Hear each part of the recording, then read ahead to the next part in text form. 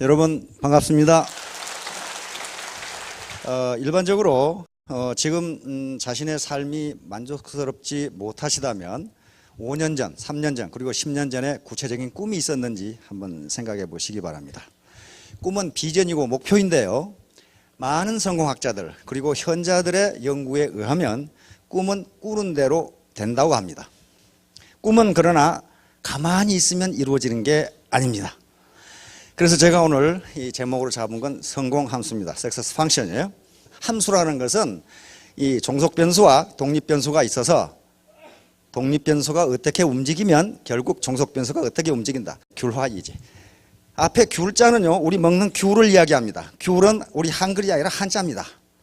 귤화, 무엇이 되다죠. 위치, 지자는 탱자 지자입니다. 귤이 탱자가 되다. 그 말입니다.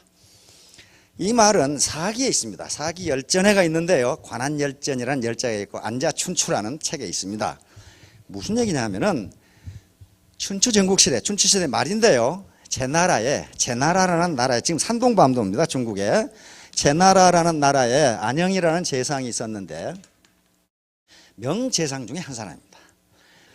이 양반이 그 밑에 있는 지금 양자강 남쪽 저쪽에 있는 초나라의 사신으로 가게 되어 있습니다. 초나라의 사신으로 갔는데 초나라 왕이 근데 초나라가 커져가지고 제나라에서 안영이라는 재상이 온다 그러니까 옳다 이 자식 골탕을 좀 먹여야 되겠다. 골탕을 먹여가지고 좀 망신을 좀 줘야 되겠다. 그래가지고 신하들하고 이 안영이라는 놈이 말을 잘한다고 하는데 이놈을 어떻게 골탕을 먹일지 이놈을 어떻게 망신을 줄지 계책을 수립했어요. 근데 이 안영이라는 인물이 키가 매우 적고 못생겼어요. 그래서 안영이라는 재상이 초나라에 도착을 하자 초나라 왕이 망신을 줬습니다. 아니 제나라에는 인물이 그렇게 없습니까? 어떻게 일국의 사신이 이렇게 쬐끄만 놈이 옵니까? 이렇게 물었단 말이에요. 그러니까 안영이 뭐라고 대답을 했냐면은 우리 제나라에서는 크고 위대한 나라에는 큰 사람을 보내고 작고 보잘것없는 나라에는 작은 사람을 보냅니다. 그런데 제 나라에서 제가 제일 작습니다. 그래서 제가 초나라의 사신으로 왔습니다. 이렇게 했단 말이에요. 그러니까 괜히 망신을 주려다가 초나라 왕이 망신을 당한 거예요. 초나라 왕은 우라가 치밀었는데 거기서 왕이 화를 내면 덕이 없다 할 거고 그래서 근사하게 웃으면서 알맞게 웃으면서 다시 제2차 망신을 주려고 합니다. 신하들하고 짠 대로 안영이라는 재상이니까 또 사신이니까 사신을 맞이해서 리셉션을 하는데 이제 어느 정도 리셉션 분위기가 익어가자 초나라 군사 2명이 한 사나이를 포박을 해가지고 끌고 들어왔어요. 그래서 초나라 왕이 묻습니다. 그 사나이는 뭔가? 그러니까 병사가 대답하기를 제 나라 사람인데 도둑질을 하다가 잡혔습니다. 이렇게 한 거예요. 각본대로 한 거죠. 그러자 초나라 왕이 안영을 보고 원래 제 나라 사람은 도둑질을 잘합니까? 이렇게 물었단 말이에요. 그러니까 망신을 주려고. 그러니까 안영이 일어나면서 하는 대답이 귤나무를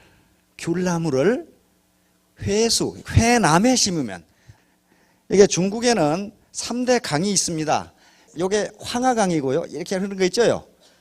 이게 양자강입니다. 제일 큰 강이 양자강입니다. 강이라고 이름이 붙은 건 요 양자강입니다. 요 황하는 하입니다. 요 회수 또는 회하라고 하는데 요게 세 번째 강인데 회하고 이렇게 연결됩니다. 그래서 중국의 기후가요. 남쪽은 굉장히 따뜻하고 기름지고 해서 농사도 잘 되고 살기 좋은 지방이고 요 산맥이 굉장히 높습니다. 백두산이 2750m인가 그랬죠. 근데 이게 3760m니까 백두산보다 1000m가 높은 산이에요, 이게. 그러니까 어떻게 되냐면 요 북쪽은 춥고 건조하고 농사도 잘 안 되고 그래요. 그러니까 안영이 뭐라고 대답했냐면 귤나무를 이 남쪽, 요 해남입니다. 해수 남쪽이죠. 해남에 심으면 귤이 되는데 똑같은 귤이라도 해북에 심으면 탱자가 됩니다. 그렇게 되는 이유는 나무는 똑같지만은 풍토와 물이 다르기 때문입니다. 마찬가지로 제 나라 사람이 제 나라에서 나와서 제 나라에 크면 도둑질을 안 하는데 그 사람이 초나라에 오면 도둑질을 한다는 것은 초나라 풍토가 그만하기 때문입니다. 이렇게 떡 대답을 했단 말이에요. 그러니까 안영을 망신살을 주려다가 초나라 왕이 망신을 당한 거예요. 초나라 풍토가 전부 도둑놈이다. 그 말이에요 지금 이제. 그러나 초나라 왕은 또 왕입니다. 껄껄 웃으면서 하하, 내가 현자를 욕보이려다가 내가 욕을 보는구려. 그러고 이제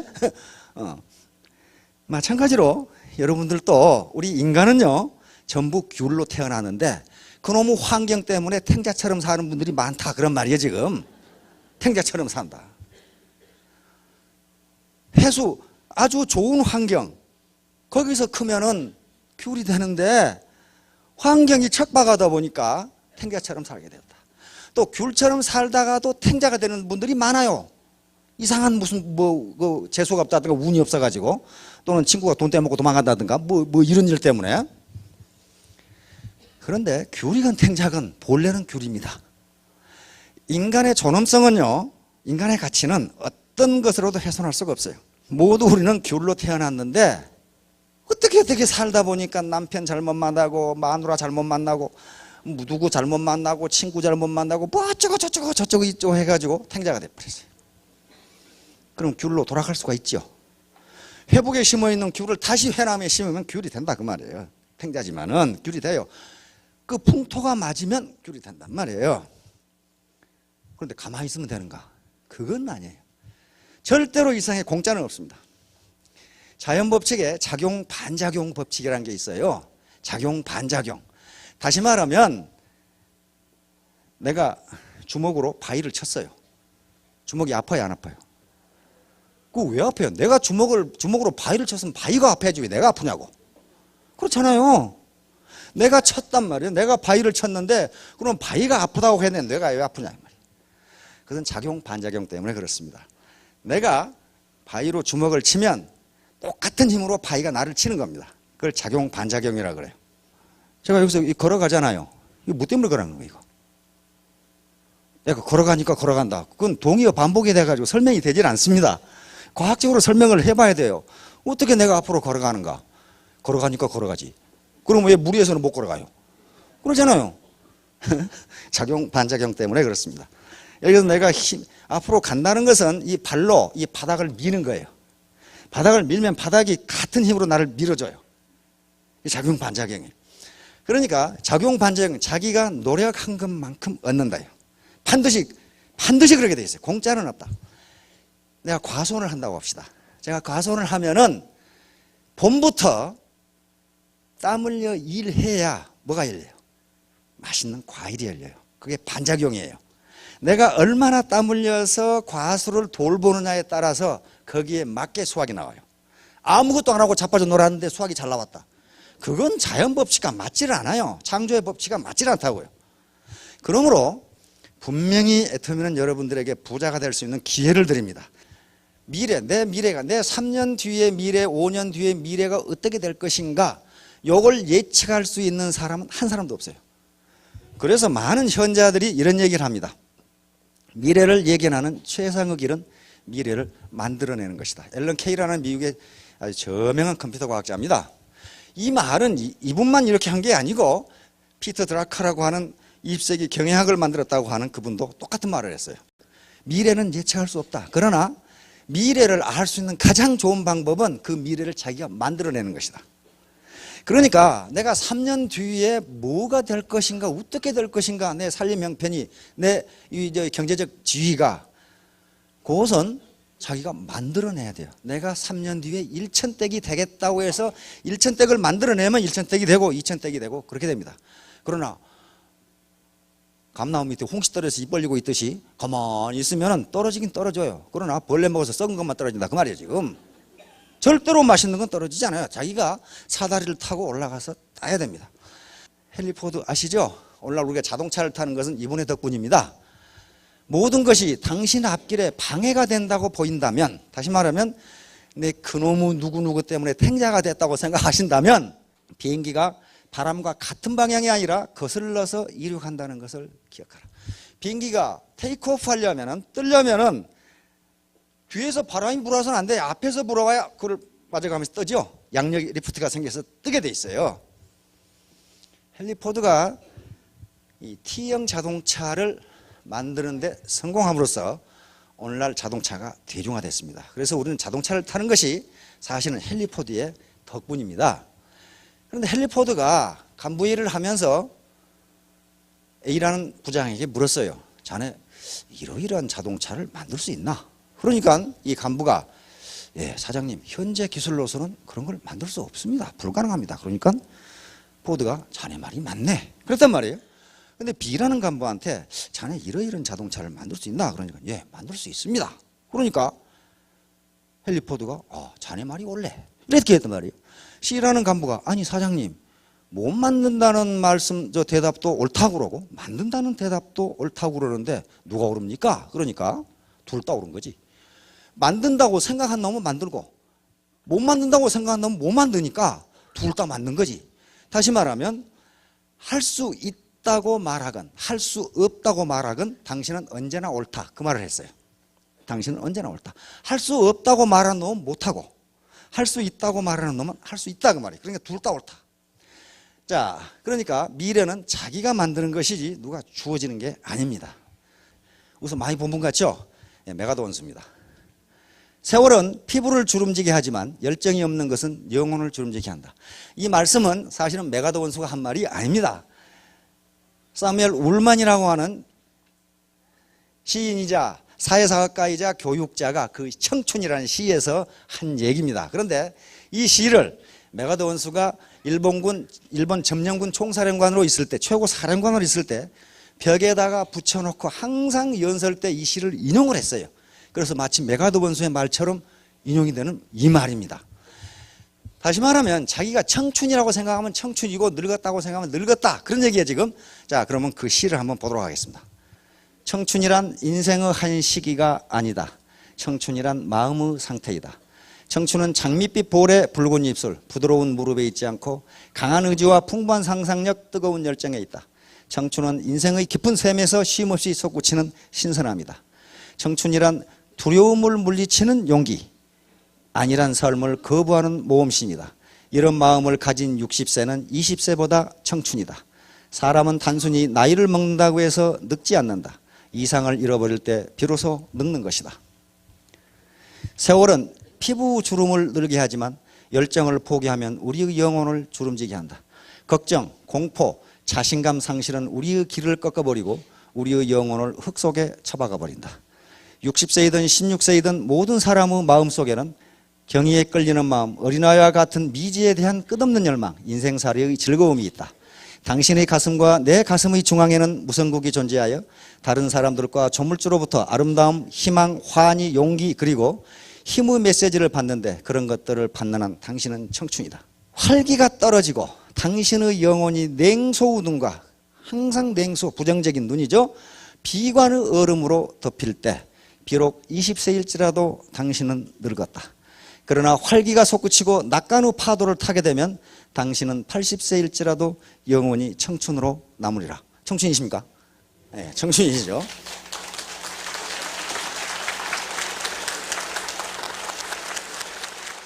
청춘은 나이에 있지 않다. 열정을 잃어버릴 때 인생은 늙는다. 우리가 청춘인지 아닌지 한번 생각해 봅시다. 메가더 원수가 한국전쟁 유엔군 정사령관으로 인천 상륙작전을 했을 때 그 나이가 우리 나이로 71세입니다.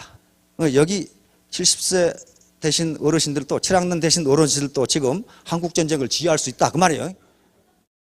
레이건 대통령은 70세에 대통령이 됐습니다. 커널 할린 샌더스 지금 KFC 켄터키 프라이드 치킨 있죠? 이 양반은 65세에 105달러 우리 돈 10,000원 가지고 창업을 했습니다. 아주 완전히 알거지가 돼가지고 105달러도 어디서 났냐면 정부에서 준 그 생활비 105달러 가지고 창업을 했는데 이 양반이 완전히 거지가 돼가지고 얼핏 생각나는 게 있었어요. 아, 우리 어머니가 맛있는 치킨을 만들어 주셨는데 근데 그때까지만 해도 미국 사람들도 치킨을 삶아 먹었답니다. 닭을. 근데 그 어머니는 닭을 그 기름에 튀겨줬대요. 근데 그것이 맛있다는 기억이 났어요. 그래서 그걸 자기가 요리로 개발해 가지고 사업을 해야 되겠는데 가게가 있습니까? 땅이 있습니까? 집이 있습니까? 아무것도 없어요. 돈이. 그렇죠? 그래서 생각하는 게 오늘날 프랜차이즈라는 방법이에요.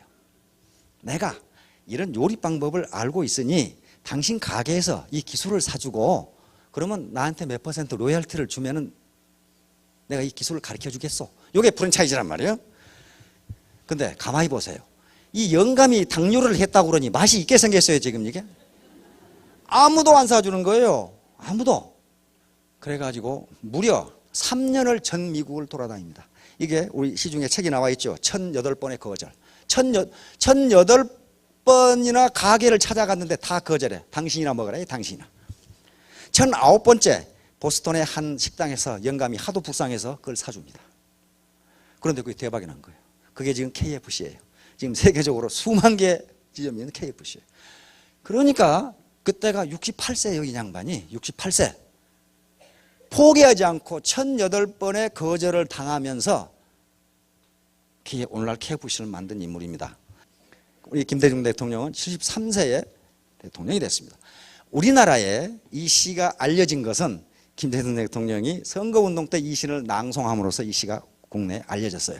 미국에 알려진 것은 메가더 원수가 75세 때에 캘리포니아에서 이 시를 낭송함으로써 미국인들이 애송하게 됩니다. 자, 우리 정주영 회장님은 84세 때 소 500마리 끌고 북한에 가셨죠? 여기 8학년 되는 분들도 500마리 끌고 북한에 가실 수 있다 그 말이에요 지금. 이 양반은 피에르 까르땡 아시죠? 얼마 전에 2013년 패션쇼 했죠? 90세인데 자기가 디자인 다 해가지고 했단 말이에요. 90세인데. 드라카 95세까지 교수를 하면서 집필을 하다가 그대로 돌아가셨어요. 그러니까 여기 계신 분들은 다 젊은 분들이죠. 송해 지금 현역 MC죠. 86세라고 그러시는데 북한에서 내려오셨기 때문에 실제 나이는 89세랍니다. 가장 경이로운 분은 이분이에요. 박기준홍 뉴스에 보셨죠? 99세고 우리 나이로 100세입니다. 100세인데 지난 7월에 오토바이 면허증 따셨죠? 오토바이 타고 가는 모습이에요. 논에 가실 때 젊은 놈들한테 의지 않는다고 오토바이 타고 다니죠. 근데 10월에 또 자동차 운전 면허 따가지고 자동차 운전하고 돌아다니시더라고. 그 뉴스에 보니까 기자가 물었어요. 할아버지 그걸 뭐 때문에 배우셨습니까? 그러니까 이런 말을 했어요. 사람이 희망을 잃지 않고 하고자 하면 못할 일이 없다는 걸 보여주고 싶었다. 특히 젊은이들에게 널리 전해주세요. 이분의 아드님이 75세니까 75세 이하는 다 젊은이들이에요. 근데 99세인 나도 지금 운전면허증 따가지고 이렇게 돌아다니는데 내가 젊은 놈들한테 그러니까 75세 이하한테 그 말이에요 지금. 사람이 희망을 잃지 않고 하면 뭐든지 할 수 있다는 걸 보여주기 위해서 했다. 그러니까 희망을 잃지 않고 비전이죠. 꿈을 잃지 않고 하면 다 할 수 있다. 모든 인간은 이제 귤로 태어납니다. 그러면 이제 탱자가 돼서 살았는데 귤이 돼야 된단 말이에요. 귤이 돼야 되는데 가만히 있으면 되느냐? 그렇지가 않습니다. 반드시 땀 흘린 것만큼 얻게 돼 있어요. 이게 자연법칙입니다. 이게 이제 성공함수입니다. 자, 성공하려면 어떻게 해야 되느냐 하는 거예요. 어떻게 해야 되느냐? 성공이라는 것이 막연하기 때문에 여기에 성공을 소득이라고 가정하겠습니다. 그걸로 가정해도 돼요. 이 R이 소득입니다. 소득. F는 함수고 X는 자기 노력이에요. 자기 노력. Y는 주변의 도움이고 Z는 운입니다. 이 세 가지. 이 세 가지 중에 하나라도 없으면 성공할 수가 없어요. 그러니까 이 세 가지는 성공을 하기 위한 필요 조건입니다. necessary condition이라고 하는 거예요. 필요 조건은 그것이 없으면 왼쪽의 것이 이루어지지 않는 조건을 필요 조건이라고 그래요. 먼저 재수부터 따져봅시다. 운. 아무리 노력하고 주위에서 아무리 도와줘도 재수 없으면 안 되게 돼 있어요. 그렇죠? 재수라는 게 어디가 있느냐? 있어요. 있다고요. 말콤 그래드윌이라고 하는 사람이 쓴 아웃라이어라는 책이 시중에 번역되어 있습니다. 거기에 빌 게이츠라는 사람 있죠? 세계 최고 부자입니다. 지금 1등 부자예요. 2등이 워렌 버핏이고. 빌 게이츠는 하버드 대학 2학년 때 중퇴했어요. 왜냐하면 대학 다닐 필요 없다 이거야. 그리고 대학을 하버드 대학 4년을 졸업하고 나면 이미 기회가 사라진다는 거예요. 그러니까 2학년 때 중퇴해버렸어요. 중퇴하고 컴퓨터를 시작했습니다. 그래서 지금 마이크로소프트라고 하는 세계적인 기업을 만들어냈어요. 그래서 그 재산만 하더라도 매년 불어나는데 우리 돈 한 50조 이상 됩니다. 60조 정도 돼요. 그런데 빌 게이츠가 분명히 머리가 좋고 똑똑한 것은 틀림없지만은 말콤 그레드웰은 빌 게이츠는 운이 좋았다고 이야기합니다. 운이 좋았어요. 빌 게이츠 부모가 무지 부자였어요. 그래서 공립학교를 보내지 않고 사립학교를 보냈고, 그놈의 사립학교에 하필이면 컴퓨터가 있었어요. 그 당시 1950년 60년대는 컴퓨터가 그렇게 있는 게 아닙니다. 진공관 컴퓨터 그거 거의 없어요. 그런데 그 컴퓨터가 있었어요. 그리고 그 부모가 계속적으로 돈을 대줬어요. 컴퓨터를 할 수 있도록. 그리고 거기에 시애틀에 지금 저 마이크로소프트가 있죠. 거기에 워싱턴 대학이라고 하는 대학에 컴퓨터가 있었어요.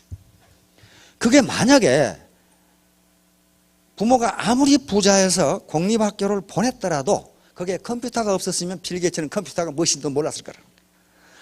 그리고 그 고등학교 컴퓨터 클럽이 컴퓨터가 있으면 뭐가 있겠어요? 그게 소규모 컴퓨터인데 워싱턴 대학이라고 하는 대학이 가까이 있어가지고 거기에 컴퓨터가 있었어요. 그래서 빌 게이츠가 세계적인 지금 부호가 된 겁니다. 물론 머리가 좋아요. 머리가 좋지만은 아주 밤낮으로 컴퓨터만 했어요. 소위 1만 시간의 법칙이 거기에 적용됩니다. 자, 그렇듯이 반드시 자기 노력이 필요 없다는 게 아니고 자기 노력 플러스 그 시대가 맞아야 돼요. 철광한 카네기 있죠. 세계 최고 부자 중에 한 사람이었어요, 옛날에. 그런데 철광한 카네기가 지금 태어나면 철광한 카네기가 되느냐 말이에요. 뭐 그건 못 됩니다. 될 수가 없어요. 그때 하필 태어나야 돼요. 하필. 그렇듯이 우선 운이 있어야 돼요. 그런데 여기 오시는 분들은 다 운이 있으신 분들이에요. 애터미 정보를 들었잖아요. 따라서 여기 오신 분들은 상류사회, 어퍼클래스로 올라갈 수 있는 중류나 또는 상류사회로 올라갈 수 있는 사다리를 찾았기 때문에 그것은 재수가 있다, 운이 있다고 봐야 됩니다. 그러면 운이 있으면은 이 Z는 뭐가 되면 상수가 됩니다. 상수, 1이 됩니다. 1. 자, 그런데 운이라는 것은 그럼 가만히 있으면 운이 자기에게 오느냐, 그런 것은 아니라고 학자들은 이야기합니다. 그런데 그런 사례들은 무수히 많아요. 운을 잡은 경우가 굉장히 많습니다. 다시 말하면 지금 위대한 과학적 발견이나 또는 노벨상을 받은 학문적 업적이 원래 자기가 의도했던 것과는 달리 우연히 만든 것들이, 우연히 발견된 것들이 많아요. 이게 지금 카이로스라는 기회의 신인데 히랍 신화에 나옵니다. 카이로스는 기회인데 운이 어떻게 생겼는가를 지금 보여주는 거예요. 여기 보면은 앞에는 머리가 긴데 뒤에는 대머리예요. 그렇죠? 이것은 운이 자기 앞에 왔을 때 빨리 잡으라고 이렇게 돼 있답니다. 우물우물하다가 운을 놓쳤는데 잡으려고 보면 뒤에가 대머리이기 때문에 잡을 수 없다, 그 말이에요. 지금 자기 앞에 왔을 때 잡아야 된단 말이에요. 그 다음에 운은 여기서 본 바와 같이 빨가벗고 있어요. 그렇죠? 이렇게 빨가벗고 있는 것은 누구든지 발견하기 쉬라고 이렇게 돼 있답니다. 그러니까 운은 누구든지 발견할 수 있다. 그러나 자기 앞에 왔을 때 잡아야 된다. 다음에 양쪽 어깨에 날개가 달려있고 여기 발에 또 날개가 달려있어요. 이것은 우물우물하다가 운을 놓친 놈이 잡으러 오면 빨리 도망가게 해서 이렇게 생겼답니다. 그러니까 결단이 늦은 사람은 운을 잡을 수 없다. 기회를 잡을 수 없다. 그다음에 여기에 저울을 들고 있고 여기에 칼을 들고 있어요. 저울을 들고 있는 것은 당신 앞에 와 있는 운이, 당신 앞에 와 있는 기회가 저울로 빨리 달아봐서 가치가 있는 것인지 한번 재보라, 그 말이에요. 그리고 칼을 들고 있는 것은 그것이 만약에 가치가 있는 기회라고 생각하면 칼같이 결단하라는 표시입니다. 이게 카이로스라는 기회의 신이에요. 제우스의 아들입니다. 자, 이와 같이 제가 지금까지 살아오면서 보면은요, 매사를 부정적으로 생각하고 의심하고 한 사람은요, 대부분 가난뱅이에요. 부자들은요, 또 사회적 성취가 높은 분들은요, 자기가 이성적으로 판단해서, 주체적으로 판단해서 옳다고 생각하면 금방 긍정적으로 받아들여요. 그런데 주로 가난뱅이들은 계속 의심해요. 의심하다가 평생을 마쳐요. 그러니까 그것은 운이 자기에게 왔는데 잡지를 못한다는 거예요. 우리말로 운이라는 것도 움직일 운자예요. 이게 움직일 운은 움직인다. 자기 앞에 왔을 때 잡아야 돼요. 그것은 누가 잡아줄 수 있는 게 아닙니다. 자기가 주체적으로 판단해서 가치가 있다고 생각되면 빨리 잡아야 됩니다. 자, 이제 그러면 연금성 소득을 얻는다 그렇게 얘기하는데 소득을 노동과 그 소득의 원천을 생각해서 네 가지로 구분할 수 있습니다. 구체적으로는 노동소득과 시스템 소득으로 이렇게 표시할 수가 있는데 가장 전형적인 소득이 임금소득입니다. 이것은 고용주와 고용인이 있어서 피고용자가 있어서 노동의 대가로 임금을 받는 거예요. 이것은 회사원도 마찬가지고 그 다음에 공무원도 마찬가지고 군인도 다 마찬가지예요. 어디엔가 소속돼서 고용돼서 자기가 제공한 시간의 대가, 노동의 대가로 임금, 소득을 얻는 게 임금소득입니다. 이게 자본주의 시장경제에서 가장 전형적인 소득 형태입니다. 두 번째는 자영업, 자유업 이런 건데 즉 변호사, 의사, 회계사 또는 연예인 또는 스포츠 선수 또는 구멍가게, 슈퍼마켓 전부 여기에 속합니다. 여기에 속하는데 이 자영업, 자유업에서 이것은 자기가 자기를 고용하는 형태입니다. 그러나 이것도 자기가 자기를 고용하는 형태지만 이것도 역시 시간과 소득을 맞바꾸는 형태입니다. 아무리 의사라 하더라도 자기가 의사를 그만두면 소득이 나오는 게 아니에요. 자기가 시간을 투여한 것만큼 소득이 나옵니다. 요 자영업도 요 노동소득은 가장 전형적인 예가 시간과 소득을 맞바꾼다는 거예요. 그런데 시간 투입, 다시 말하면 노동 투입이 끝나면 소득도 즉각 제로가 돼요. 회사에서 퇴직했는데 회사에서 계속 봉급 준다. 그런 회사는 없어요. 공무원 하다가 퇴직했는데 그래도 봉급 계속 나온다. 그런 사람이 그 나라가 어디 있어요? 없단 말이에요. 그러니까 그러면 이게 거의 대부분인데 여기서 소득을 획득하는 동안에 사람들은 요 네 번째 자본소득을 얻기 위해서 이걸 축적합니다. 다시 말하면 은행 예금을 한다거나 부동산을 구매한다거나 주식이나 채권을 갖는다거나 또는 특허권을 갖는다거나 이런 것을 갖게 되면 자기가 노동 공급을 안 해도 소득이 나옵니다. 자본주의 시장 시스템이 소득을 창출해줘요. 예를 들면 내가 50억이라는 자본을 은행에 놔두면 자본소득이라는 게 생겨요. 캐피탈 인컴이라는 게 생깁니다. 그것은 우리 자본주의 시장 시스템, 은행 시스템이 소득을 창출해줘요. 자기가 노동을 않더라도 이게 시스템 소득입니다.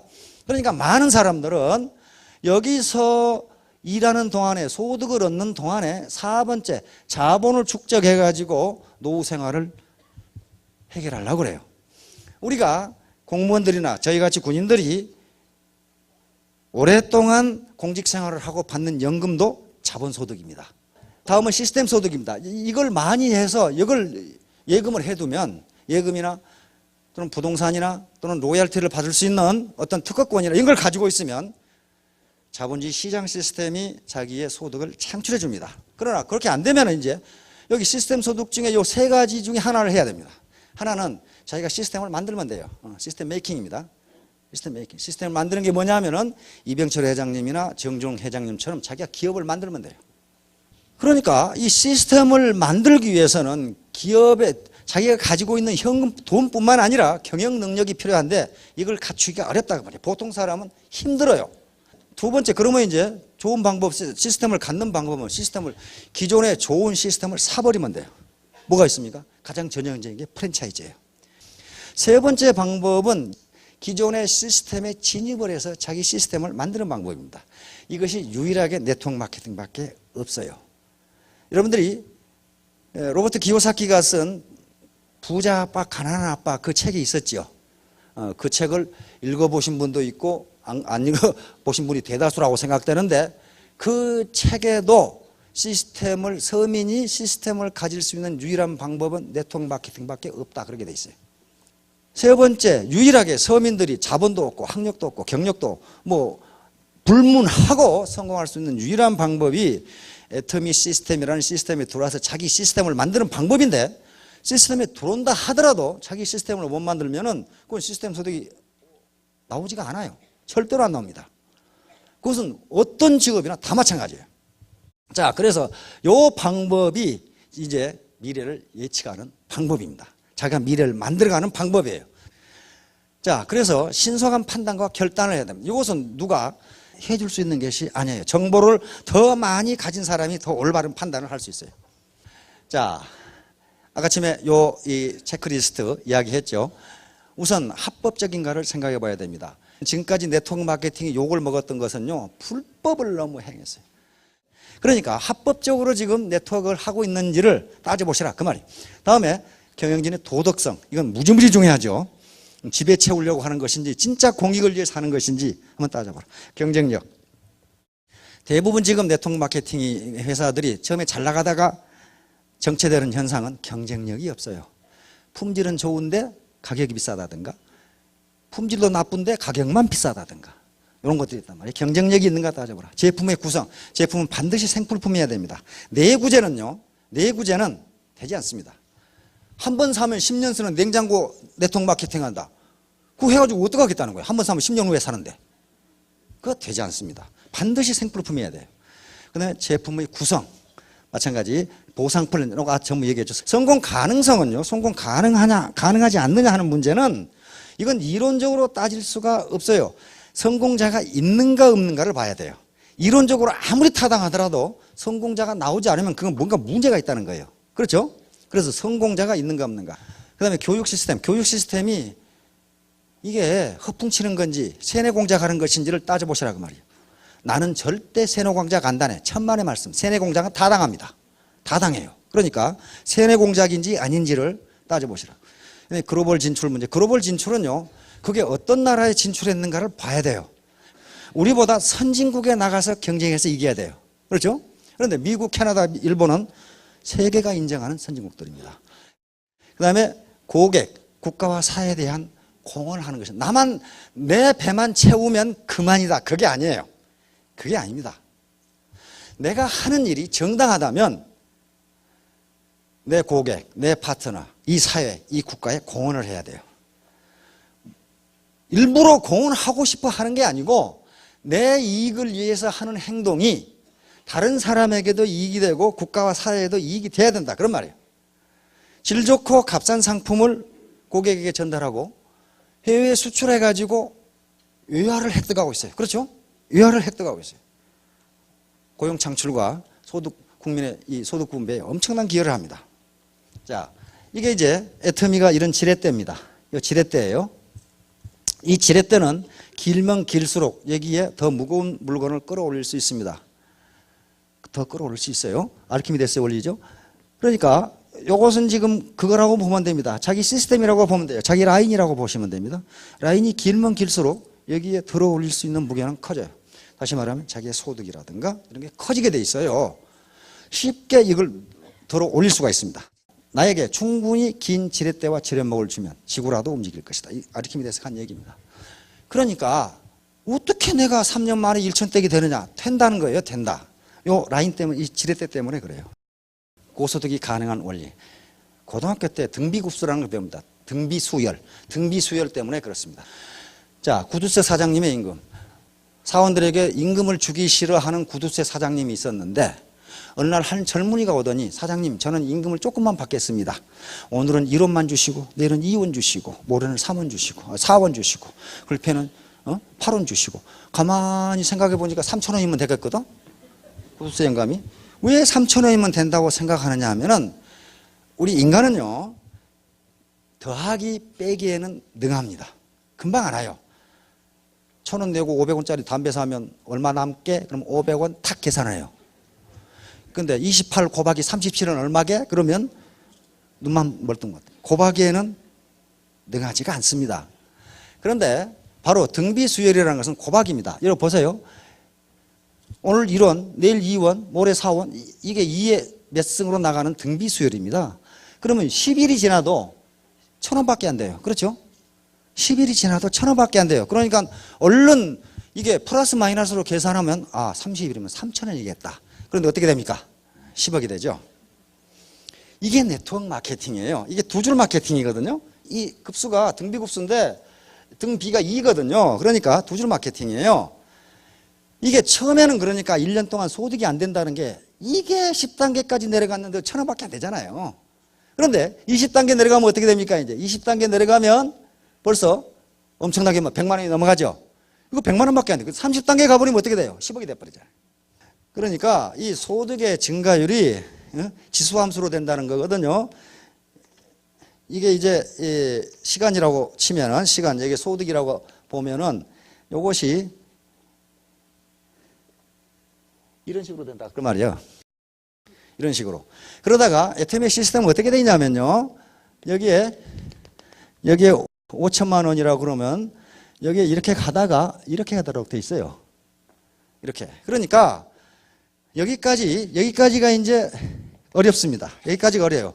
여기서 이제 이륙하는 거죠. 테이크오프 하는 거죠.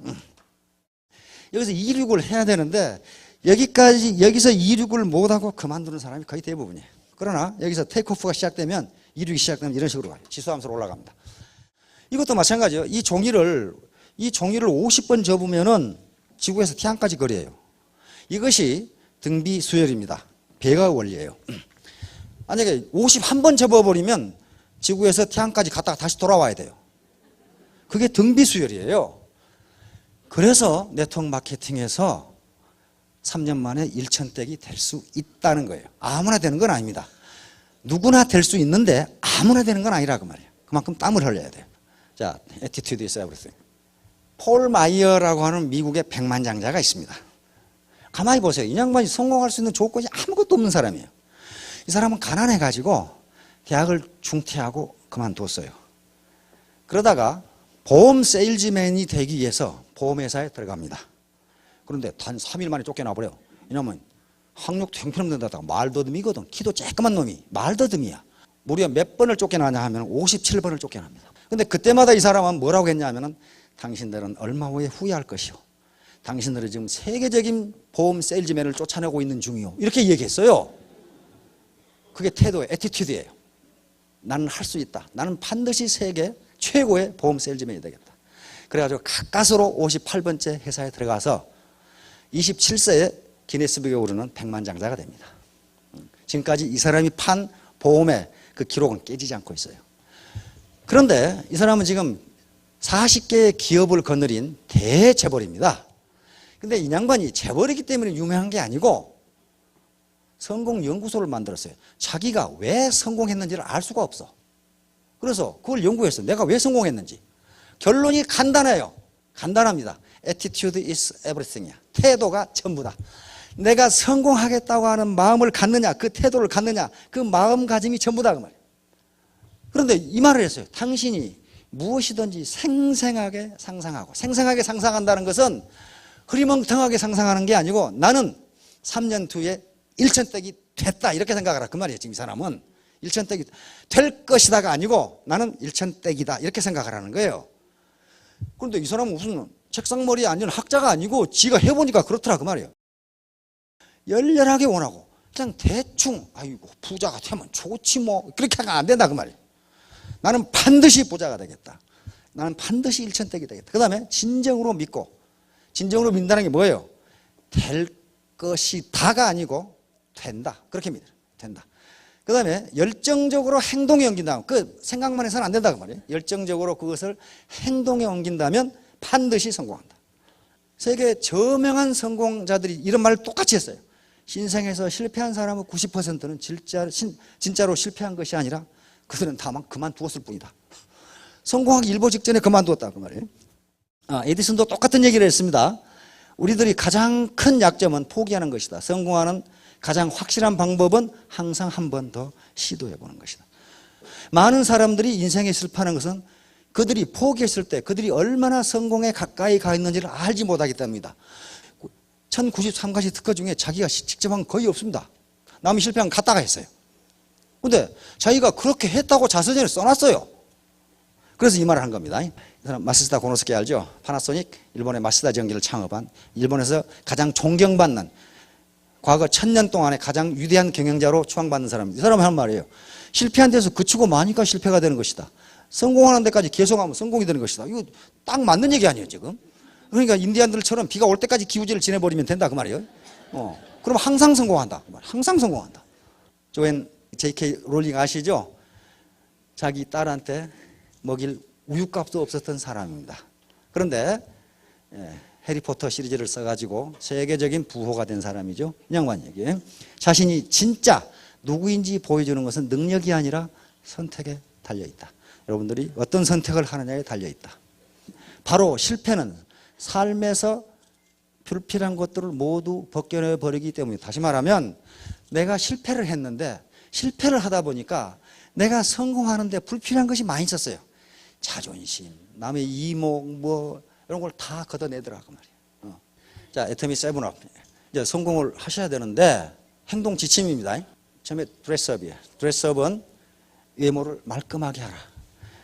아무렇게나 입고 다니지 마라. 아무렇게나 머리를 하고 다니지 마라. 아무렇게나 신발을 신고 다니지 마라 그 말입니다. 미국의 경영학자가 어떤 외판에 성공할 확률을 결정짓는 게 무엇인가 봤더니 외모가 80%랍니다. 척 보고 아, 이 사람 믿을만하네. 아, 이 사람 깨끗한 사람이네. 이렇게 느끼더라는 거예요. 그다음에 말이 10%고 기타가 10%라고 그래요. 그러니까 인간이 그것이 옳으냐 이건 가치 판단의 문제가 아닙니다. 인간은 첫인상을 보고 그 첫인상으로부터 이 물건을 살 것인가 말 것인가를 결정하더라는 거예요. 그래서 마음과 외모를 깨끗하게 해야 됩니다. 클린업 두 번째죠. 그래서 몸과 마음 환경을 깨끗하게 해야 된다. 깨끗하게. 이건 정직성하고 관계되죠. 쇼업은 매일 사람을 만나고 이게 맨날 방콕 해가지고 엉덩이에 땀 나도록 앉아 컴퓨터 두려봐야 아무 소용없고 사람을 만나야 된다는 거예요. 사람을 만나야 된다. 하여간 센터에 나가서 사람을 만나고 거기서 자기가 어떻게 사업을 할 것인지를 구상해야 된다. 그 다음에 샷업. 말을 너무 많이 하지 마라. 상대방의 말을 들으라는 거예요. 이 커뮤니케이션 굉장히 중요한 내용 중에 하나입니다. 말을 들어줘야 돼요. 그 다음에 페이업. 절대로 빚지지 말라. 절대로 돈 빌려가지고 뭐 하려고 생각하지 마라. 또 빌려주지도 말라는 거예요. 왜냐하면 그렇게 해서 내 성공한 사람을 본 적이 없어요. 취업, 기운과 용기를 내고 이게 네트워크 사업이 사회적으로 인식이 좋지 않기 때문에 의기소침한 경우가 많은데 기운과 용기를 내고 그다음에 결코 never give up. 마지막이 가장 중요합니다. 가장 중요한 게 never give up.